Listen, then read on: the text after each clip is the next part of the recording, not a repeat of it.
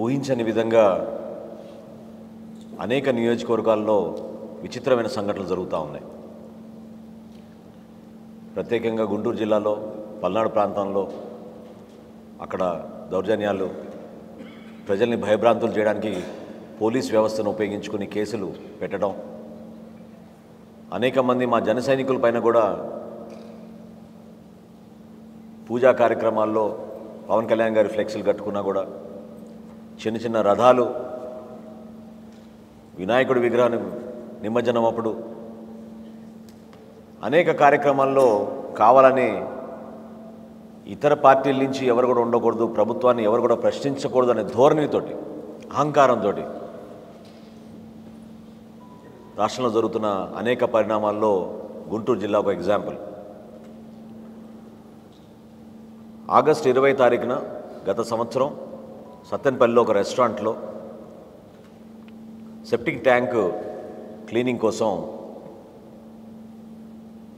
గంగమ్మ గారి కొడుకు ఇంకొక ఇద్దరు ఆ సెప్టిక్ ట్యాంక్ క్లీనింగ్ విషయంలో వాళ్ళు పాపం చిన్న వయసులో ఉన్నా కూడా కూలీ పని కోసం బ్రతుకుతున్న కుటుంబాన్ని ఉపయోగించుకుంటే వాళ్ళు చనిపోవడం జరిగింది. ఆ సంఘటన తర్వాత అంబటి రాంబాబు గారు ఈ కుటుంబాలందరినీ కూర్చోబెట్టుకుని ముఖ్యమంత్రి గారి సహాయ నిధి నుంచి మీకు నిధులు అందిస్తాం, దీన్ని పెద్దగా రాద్ధాంతం చేయొద్దు, కేసులు అవి ఏమి ఉండకూడదు అని కొంతవరకు వాళ్ళకి ఉపశమనం కలిగే విధంగా ఆ రోజు హామీ ఇచ్చి అక్కడున్న నాయకత్వాన్ని, ప్రత్యేకంగా వైఎస్ఆర్సీపీ నాయకుల్ని ఇందులో కలుగజేసుకుని ఈ కార్యక్రమం సద్దుమణిగే విధంగా ప్రయత్నం చేశారు. చివరికి నవంబర్ 4వ వారంలో ముఖ్యమంత్రి గారి సహాయ నిధి నుంచి 5 లక్షల రూపాయలు తుర్క గంగమ్మ గారి పేరు పైన చనిపోయిన వాళ్ళ అబ్బాయి అనిల్ కోసం ప్రభుత్వం నుంచి ఆర్థిక సహాయం చెక్ వచ్చినప్పుడు ఆ రోజు నుంచి ఆమెని ఇబ్బంది పెట్టడం మొదలుపెట్టారు. 10 సార్లు తిరిగింది ప్రతి గడపకి. కొంతమంది స్థానిక నాయకులు వేరే విధంగా వివరిస్తూ ఉంటే చివరికి నమ్మక ఆమె స్వయాన అంబటి రాంబాబు గారిని పోయి కలిసి ఇట్లా వైఎస్ఆర్సీపీ నాయకులు స్థానికంగా ఇబ్బంది పెడుతున్నారు, చెక్ గురించి అడుగుతుంటే మరి కొంతవరకు నగదు అందులో ఆపిస్తామంటున్నారు, ఇది న్యాయం కాదు సార్, బిడ్డ చనిపోయాడు, ఆదుకోమని ఆమె కోరినప్పుడు నేను ఆమెని ఆ నేపథ్యంలో డిసెంబర్ 17వ తారీఖున సత్తెనపల్లిలో మన సభాస్థలి దగ్గర నేను మొట్టమొదటిసారి మన సాంబశివరావు గారు, అప్పారావు గారు, వెంకటేశ్వర గారు అందరూ కూడా ఆమెను నా దృష్టికి తీసుకొచ్చి నేను కూర్చుని ఆమెతో మాట్లాడాను. మరుసటి రోజు రైతు భరోసా సభ పవన్ కళ్యాణ్ గారి ఆధ్వర్యంలో గుంటూరు జిల్లాలో జరిగిన రైతు ఆత్మహత్యల కుటుంబాలకి దాదాపు 2,20,00,000 రూపాయల వరకు ఆ రోజు మనం పంపిణీ చేశాం. ఆ సందర్భంగా ఆమెతో మాట్లాడుతున్నప్పుడు ఆమె చాలా ధైర్యంగా జరిగిన వాస్తవాలు వివరించి మమ్మల్ని భయభ్రాంతులు చేస్తున్నారు, మేము బయటికి వచ్చి చెప్పుకుంటే బహుశా మమ్మల్ని చంపేస్తారేమనే భయంతో వాళ్ళు వణికిపోతూ ఉంటే తల్లిదండ్రులు ఇద్దరిని కూడా నేను కూర్చోబెట్టుకుని జనసేన పార్టీ మీకు అండగా నిలబడుతుంది, మేము మీ తరఫున పోరాటం చేస్తాం, పవన్ కళ్యాణ్ గారు కూడా తప్పకుండా మీ గురించి మాట్లాడతారనే విషయం నేను చెప్పాను.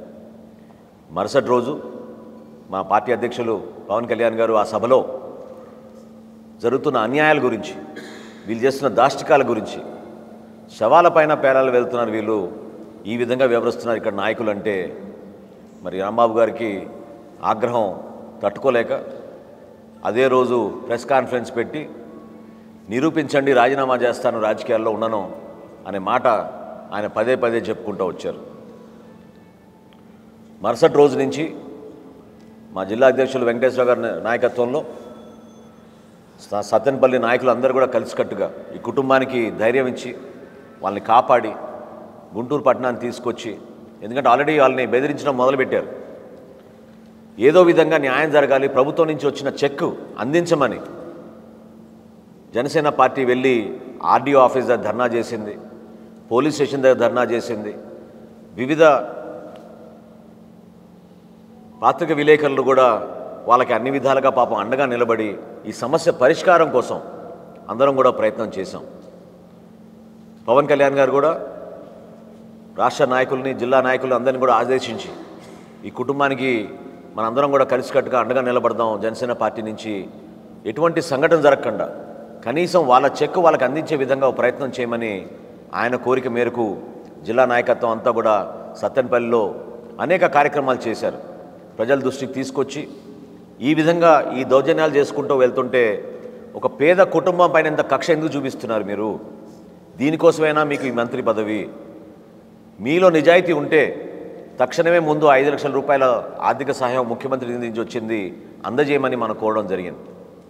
కానీ వీళ్ళెంత కుట్రపూరితంగా ప్రజాస్వామ్యాన్ని అవమానపరిచే విధంగా, పరిపాలన అంటే ఏదో వీళ్ళ జేబు సంస్థగా, సొంత డబ్బులు ఇస్తున్న వ్యక్తులుగా వీళ్ళు ఫిబ్రవరి 3వ తారీఖున ఆ చెక్ని రిటర్న్ పంపించేశారు. 3 నెలలు అయిపోయిందనే ఉద్దేశంతో తిరిగి పంపించేశారు చెక్. ఒక పేద మహిళ ఈ విధంగా కష్టపడి నిజాయితీగా మాట్లాడి పోరాడుతున్నందుకు ఆమెకు అందాల్సిన 5 లక్షల రూపాయలు అందించకుండా అంబటి రాంబాబు గారు దీనికి నైతిక బాధ్యత వహించి ఎందుకు చెక్ రిటర్న్ చేశారు? సత్తెనపల్లి నియోజకవర్గం నుంచి మీరు శాసనసభ్యుడిగా ఎన్నికైన తర్వాత మీ ప్రాంత ప్రజల్ని మీరు ఈ విధంగానైనా మీరు ఆదుకునేది?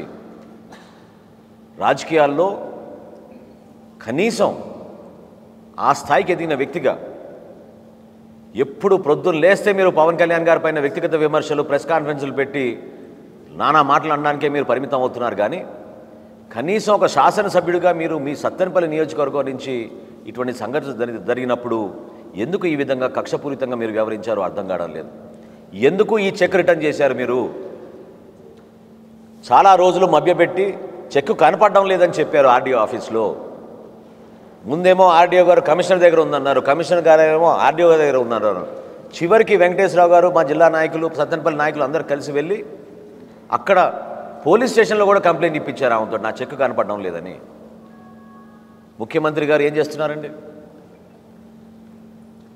అక్కడున్న అధికార యంత్రాంగం డెఫినెట్గా రాబోయే రోజుల్లో ప్రభుత్వం మారిన తర్వాత మీరు చేసిన ఈ కుట్రని అందులో మీరు భాగస్వాములు అయ్యారు కాబట్టి ఒక పేద మహిళ వడ్డర్ కమ్యూనిటీ నుంచి ఆమె కష్టపడి కుటుంబాన్ని పోషించుకునే నేపథ్యంలో ఉన్న కొడుకు చనిపోతే ఈ విధంగా ఇబ్బంది పెట్టి కావాలని బలం లేదనుకుని, వాళ్ళ వెనక ఎవరు లేరు అనుకుని వాళ్ళని బెదిరించి, అసలు మనం ఊహించలేము ఈ విధంగా కనీస నైతిక విలువలు లేకుండా రాజకీయాల్లో ఇటువంటి వ్యక్తులు పదవులు పొందుకుని ఇష్టారాజ్యంగా వ్యవహరిస్తున్నారు. కానీ జనసేన పార్టీ మాత్రం ఆదర్శవంతంగా ముందు మేము పోరాటం చేశాం, మా ప్రయత్నం మేము చేశాం. ప్రభుత్వం నుంచి వాళ్ళకి నిజాయితీగా వాళ్ళకి రావాల్సిన నిధులు, శాంక్షన్ అయిన నిధులు కూడా ఆపుతున్నారనే ఉద్దేశంతో చాలా వరకు మా నాయకులందరూ కూడా అనేక సందర్భాల్లో ఆర్డీఓ ఆఫీస్ దగ్గరికి, తహసీల్దార్ ఆఫీస్ దగ్గరికి, కమిషనర్ దగ్గరికి వెళ్ళి పదే పదే రిక్వెస్ట్ చేయడం జరిగింది. అయినా కానీ చెక్ రిటర్న్ చేశారని తెలిసిందాక ప్రపంచవ్యాప్తంగా ఉన్న మా జన సైనికులు, సత్తెనపల్లి నియోజకవర్గంలో ఉన్న మా ప్రజలు, జన సైనికులు, వీరాభిమానులు, వీర మహిళలు వీళ్ళందరూ కూడా కలిసికట్టుగా మనం నిలబడదాం ఆ కుటుంబానికి అండగా అని అప్పారావు గారి నేపథ్యంలో ఈ రోజున జనసేన పార్టీ నుంచి మీ అందరం కూడా ఆ పేద మహిళకు, ఆ కుటుంబానికి 4 లక్షల రూపాయల ఆర్థిక సహాయం పార్టీ నుంచి అందించాలని నిర్ణయించుకున్నాం. ఈ సంఘటన దయచేసి ముఖ్యమంత్రి గారు తెలుసుకుంటారని నేను కోరుకుంటున్నాను. జనసేన పార్టీ నుంచి మేము డిమాండ్ చేస్తున్నాం, మీలో ఈ రోజైనా కనీసం మీకు ఆ బాధ్యత ఉంటే, స్పందించే మనస్తత్వం ఉంటే, మానవత్వం ఉంటే కనీసం ముఖ్యమంత్రి గారైనా దీనికి స్పందించాలి. మొట్టమొదటి అంశం తన సొంత మంత్రిని రాజీనామా చేయమని చెప్పాలి. ఈ మహిళని పిలిపించుకుని, ఈ గంగమ్మని పిలిపించుకుని ముఖ్యమంత్రి గారే 5 లక్షల రూపాయలు ముఖ్యమంత్రి సహాయ నిధి నుంచి వాళ్ళకి ఆ నిధులు అందించాలని జనసేన పార్టీ నుంచి మేము డిమాండ్ చేస్తున్నాం. మీరు ధైర్యంగా ఉండండి, ఎవరు మిమ్మల్ని భయపెట్టించాల్సిన అవసరం లేదు.